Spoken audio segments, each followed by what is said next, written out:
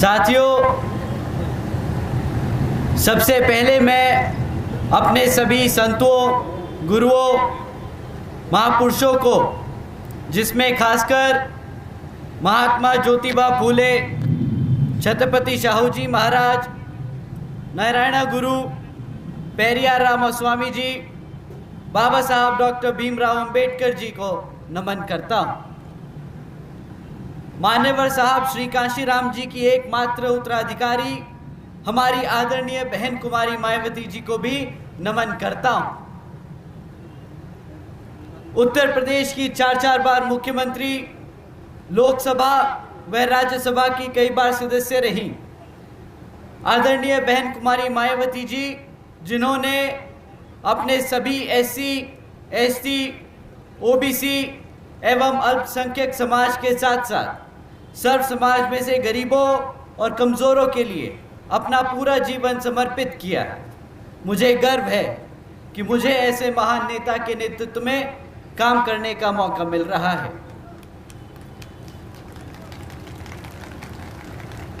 मैं आदरणीय बहन कुमारी मायावती जी का हार्दिक अभिनंदन और आभार व्यक्त करता हूं।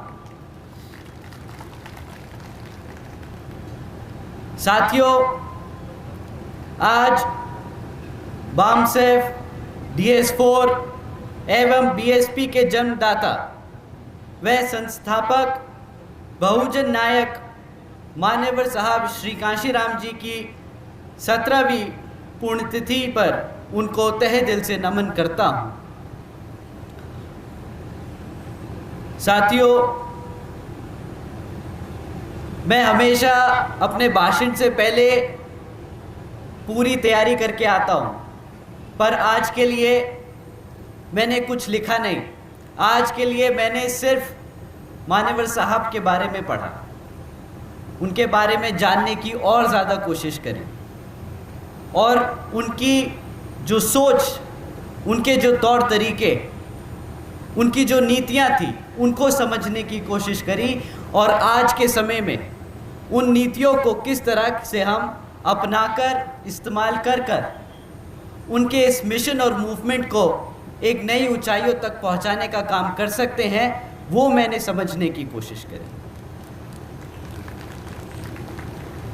साथियों, मुझे जानकर हैरानी हुई कि जब मान्यवर साहब छोटे थे तो उनको पहले एक सरकारी स्कूल में उनका दाखिला कराया गया और वहाँ पे उन्होंने पहली बार ये जातिवाद, ये कास्टिज़म फेस किया कि जब छोटी जात जिसे कहते हैं SC, ST, OBC, उनके लिए पीने का पानी, पीने का घड़ा अलग था और ऊंची जातों का अलग था। मान्यवर साहब ने शायद पहली बार वो जातिवादी मानसिकता जो समाज में इस कदर थी, उन्होंने वो पहली बार फेस करी। परंतु जैसे जैसे उनका एजुकेशन करियर बढ़ता चला गया, वो इन चीज़ों से थोड़ा सा दूर होते गए। मान्यवर साहब कभी राजनीति में आना नहीं चाहते थे, ये मैंने सुना। परंतु जब वो DRDO में एक साइंटिस्ट की पोजीशन पे थे तो उनके ऑफिस में ज्योतिबा फूले जी की जयंती पर जो छुट्टी दी जाती थी वो कैंसिल कर दी गई और उसके लिए उनके साथियों ने आवाज़ उठाई, जिसके चलते वो छुट्टी रिस्टोर कर दी गई।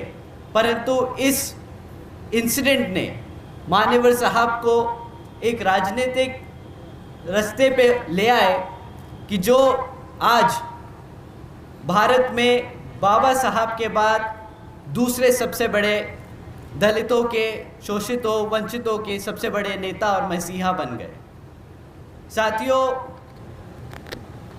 वो शख्सियत जिसने अपना पूरा जीवन, अपना पूरा परिवार इस बहुजन समाज के लिए त्याग दिया, आज हम उनके कुछ दिए हुए नारों को समझने की कोशिश करेंगे और उनको एक युवा के नज़रिए से एक 2023 में शायद समझाने की मैं कोशिश करूंगा।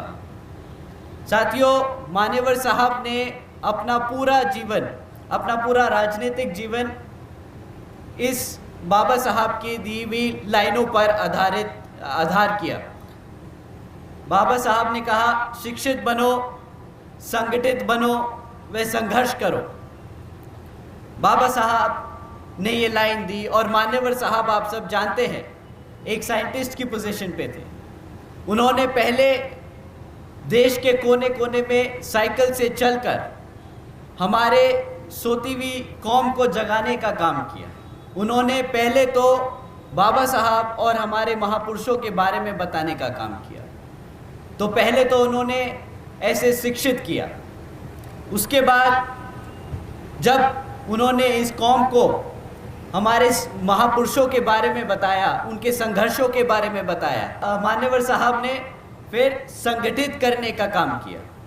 उन्होंने DS4 और बामसेफ बनाने का काम किया, जिसके तहत उन्होंने सर्व समाज में से गरीबों, कमज़ोरों, दलितों, पिछड़ों को संगठित करने का काम किया। और उसके बाद जब हमारी कौम, हमारी समाज संगठित होने लगा तो उसको एक राजनीतिक ताकत देने के लिए BSP की स्थापना करी। तो साथियों, इसी क्रम में उन्होंने अपनी कौम को और जागरूक करने के लिए एक किताब लिखी थी, चमचा युग। आज 2023 में उस किताब की उतनी ही अहमियत है जितनी उन्होंने जब पहली बार लिख के रिलीज़ करी थी तब थी। आज चमचों की शक्ल और अकल दोनों बदल गई है। पहले चमचे इस कदर हुआ करते थे कि वो दलित, पिछड़े समाज से नेता तो बनते थे, पर कांग्रेस और बीजेपी जैसी पार्टियों में नेता रहते थे और उनके इशारों पर हमारे समाज का उत्पीड़न और उनके वोट की खरीद फरोख्ती करते थे। परंतु आज वही चमचे थोड़े से स्मार्ट हो गए हैं और वो भी अब नीला झंडा लेके घूमते हैं। वो भी आजकल बाबा साहब के नारे लगाते हैं, मान्यवर साहब के नारे लगाते हैं। हमें इन्हीं बेरूपियों से समझ के और संभल के रहना होगा। वो आएंगे, बातें करेंगे और आपको बहलाने की कोशिश करेंगे। वो जानते हैं कि अगर मान्यवर के सिखाए तैयार किए हुए सिपाही BSP से अलग हो जाएं तो ये बहुजन समाज कभी अपने पैरों पर नहीं खड़ा हो पाएगा और यही उनकी वो साजिश है। तो साथियों, जो चमचा युग एक युवा आज की युवा के नज़र से देखे तो वो बहरूपियों की तरह नीले झंडे के बैनर के नीचे ही बैठा है। हमें उनसे बेहद सतर्क रहना होगा। साथियों, इसी क्रम में काशीराम जी ने, मान्यवर साहब श्री काशीराम जी ने एक नारा दिया, जिसकी जितनी संख्या भारी उसकी उतनी हिस्सेदारी। मैं एक बार और दोहराऊंगा, इस बार ये आप दोहराएंगे, जिसकी जितनी संख्या भारी उसकी इतनी हिस्सेदारी। साथियों, मान्यवर साहब ने जब ये नारा दिया तब उन्होंने 85 और 15% का कॉन्सेप्ट दिया था कि 85% वो समाज है जिस पे वो 15% समाज राज करता है। परंतु साथियों, जैसे जैसे हम आज आगे बढ़ते चले गए, BSP ने अपनी 4 बार सरकार बनाई यूपी में। उसके बाद ये संख्या आज की डेट में 2023 में अगर एक युवा की नज़र से देखे तो 95 और 5% रह गई है। 95 और 5। साथियों, 95% में हम कौन कौन आते हैं? दलित, पिछड़ा वर्ग, OBC, अल्पसंख्यक समाज। अब इसके साथ साथ अपर कास्ट में से गरीब, कमज़ोर और दबे कुचले सारे लोग अब बहुजन समाज के हिस्सा हो चुके हैं। और साथियों, वो 5% में वो मनुवादी सोच रखने वाले बाहुबली जो पीढ़ियों से राज करते आए हैं हमारे समाज पर, वो 5% में आके आज शामिल हो चुके हैं। तो मान्यवर साहब का ये नारा कि जिसकी जितनी संख्या भारी उसकी उतनी हिस्सेदारी आज भी उतनी ही अहमियत रखता है जितनी तब रखता था जब मान्यवर साहब ने पहली बार ये नारा दिया था। तो साथियों, इसी नारे को याद करते हुए हमें आज के ज़माने में समझना होगा कि किस तरह हम भाईचारे के आधार पर सर्व समाज में से कमज़ोरों, गरीबों और पिछड़े समाज को अपने बहुजन समाज में जोड़कर आगे बढ़ने का काम करें, ताकि आने वाले लोकसभा आम चुनाव में हम यहाँ पर राजनीतिक ताकत बनकर अपने सर्व समाज में से कमज़ोरों, गरीबों और पिछड़े समाजों का उत्थान और उनकी मदद कर सकें। साथियों, दूसरा नारा जो मान्यवर साहब ने दिया, जो हमें आज बहुत दिल से छूता है, मान्यवर साहब ने कहा, वोट से लेंगे सीएम पीएम, आरक्षण से लेंगे एसपी डीएम। एक बार आप मेरे साथ दोहराइएगा, वोट से लेंगे सीएम पीएम, आरक्षण से लेंगे एसपी डीएम। साथियों, आपका one vote one man one vote का जो अधिकार है वो बाबा साहब ने दिया, और उसका सही फ़ायदा, उसकी अहमियत मान्यवर साहब ने हमें दिलाई।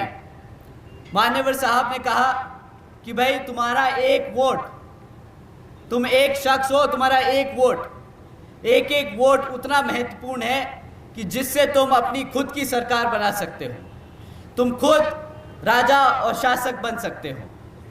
उसी चीज़ को ध्यान में रखते हुए साथियों, हमें ये चीज़ याद रखनी होगी कि आने वाले आम चुनाव में और उसके बाद विधानसभा आम चुनाव में अपने वोट को सही तरीके से इस्तेमाल कर बसपा के कैंडिडेट को जिताने का काम करें, ताकि उससे तो आप अपने सीएम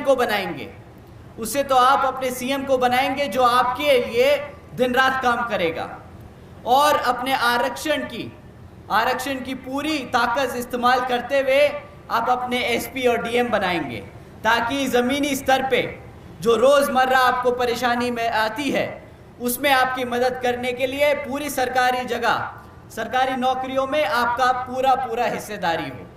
साथियों, मान्यवर साहब का पहला नारा, जिसकी जितनी संख्या भारी उसकी उतनी हिस्सेदारी, यही नारा सरकारी नौकरियों में भी लागू होता है। तो साथियों, इसी चीज़ को ध्यान में रखते हुए मान्यवर साहब के इस बताए नारे को 2023 में हम इस तरह इस्तेमाल करें कि हर एक सरकारी नौकरी में अपने लोगों को पद दिलाने के लिए हम जी जान से मेहनत करें और रिजर्वेशन के लिए आगे लड़ते रहें। साथियों, इसी बात को ध्यान में रखते हुए मान्यवर साहब श्री कांशीराम जी के मिशन को अधूरा कर रही बहन जी ने पूरा करने का पूरा प्रयास किया, और आज मान्यवर साहब के परिनिर्वाण दिवस पे एक नारा मैं दोबारा दोहराना चाहूँगा कि मान्यवर श्री कांशीराम जी का मिशन अधूरा, बहन जी करेंगी पूरा। तो साथियों, एक बार दोहराइए मेरे साथ, मान्यवर साहब श्री कांशीराम जी का मिशन अधूरा, मान्यवर साहब श्री कांशीराम जी का मिशन अधूरा। साथियों, इस नारे से हमने 2023 में स्पेशली युवा साथियों ने ये ठाना है कि बहन जी के इस मिशन में, मान्यवर साहब के मिशन को पूरा करने के लिए जो बहन जी अपना दिन रात एक कर रही हैं, अब हमारे युवा साथी भी अपना कमर कस के इस मिशन में पूरा साथ देंगे और बहन जी का हाथ मजबूत करने की पूरी कोशिश करेंगे। तो साथियों, यहाँ बैठे जितने भी युवा साथी हैं, एक बार जोर से नारा लगाएं, जय भीम। यहाँ तो सबने जय भीम जय भारत कर दिया, यहाँ पे सभी युवा हैं। मैंने दिल से युवा नहीं कहा, उम्र से युवा कहा। मुझे मालूम है कि आप सब दिल से आज भी उतने ही युवा हैं जितने छोटी उम्र के आपके बच्चे हैं। तो एक बार युवा साथी, जय भीम। साथियों, इन्हीं कुछ कामों के ध्यान में रखकर बहन जी ने कई बार मान्यवर साहब श्री कांशीराम जी के कामों को, उनके संघर्षों को ध्यान में रखते हुए कि महानेवर साहब श्री काशीराम जी को भारत रत्न की उपाधि से सम्मानित करने के लिए कई बार मांग रखी है, और हम आज ये मांग दोबारा दोहराते हैं कि भारत के प्रधानमंत्री जी को इस समाज के मसीहा को भारत रत्न की उपाधि से सम्मानित करने की दोबारा से विचार करना चाहिए और उनको सम्मानित करना चाहिए। ये बीएसपी की मांग। साथियों, साथ ही साथ अगर आप सब मान्यवर साहब श्री काशीराम जी को दिल से श्रद्धा अर्पित करना चाहते हैं तो आपको भी अब अपने घर से निकलकर अपने बच्चों के साथ उनको भी पार्टी और मिशन मूवमेंट में इन्वॉल्व करने का पूरा कोशिश करना चाहिए, और उनको अब पार्टी और मिशन मूवमेंट पे हर स्तर पे, हर कमेटी के स्तर पे उन्हें इन्वॉल्व करना चाहिए, उनको पदाधिकारी बनाना चाहिए ताकि वो भी अब सड़क पर उतरकर हमारे मिशन मूवमेंट के लिए अपना हाथ बटा सकें और मान्यवर साहब के इस मिशन मूवमेंट को नई ऊंचाइयों तक पहुंचा सके और उनका मिशन पूरा कर सके। एक सोती हुई कौम को जगाकर उसको भारत के प्रधानमंत्री तक की गद्दी पर बैठाने का जो उनका सपना, उनका जो मिशन है, उसको पूरा करने का काम करें। आपसे यही दरखास्त और रिक्वेस्ट करता हूं। अपनी बात यही समाप्त करते हुए आज यहाँ मौजूद सभी बड़े बुजुर्गों का सम्मान व उनका धन्यवाद और आदर सम्मान करता हूँ। यहाँ मौजूद सभी युवा साथी, आप सब आज यहाँ इस प्रोग्राम में शामिल हुए, आप सबका भी मैं तहे दिल से धन्यवाद करता हूँ। हमारे मंच पर मौजूद सभी पदाधिकारी व छोटे बड़े पदाधिकारी, आप सबका भी तहे दिल से धन्यवाद करता हूँ। हमारे मीडिया बंधु, बहुजन मीडिया के सदस्य, आप सभी का भी तहे दिल से धन्यवाद करता हूँ। और हमारे गायक और आप सब जिन्होंने हमारे सभी सदस्यों का, पार्टी के लोगों का मनोरंजन रखा, आप सभी का भी तहे दिल से धन्यवाद करता हूँ। जय भीम, जय भारत। श्री काशीनाथ जी जिंदाबाद।